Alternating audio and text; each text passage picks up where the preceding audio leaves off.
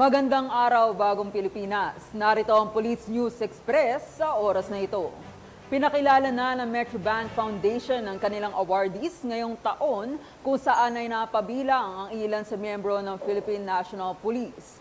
Pinarangalan sa seremonya ng 2024 Metrobank Foundation Outstanding Filipino Police Officers sa Grand Hyatt, Manila ang tatlong pulis na nakilala hindi lamang sa pagiging aktibo sa serbisyo, kundi dahil sa kanilang pambihirang dedikasyon at liderato sa kanilang mga tungkulin.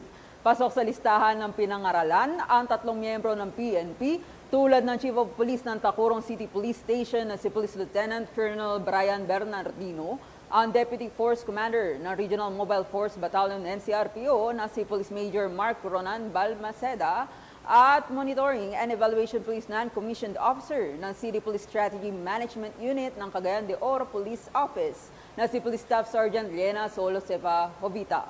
Ang bawat awardee ay tumanggap ng tumataginting na 1 milyong piso at ng prestiyosong The Flame Trophy.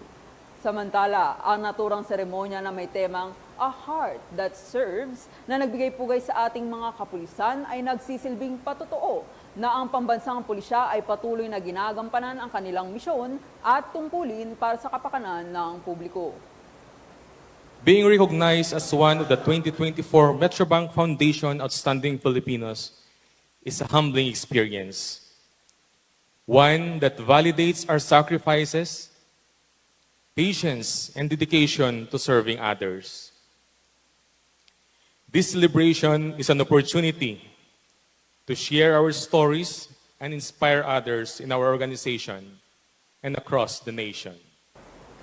At para sa iba pang napapanahong balitang pampulisya, laging tumutok sa Police News Network.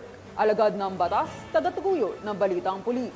Ako po si Police Lieutenant Precious Lee, nagbabalita para sa Police News Express.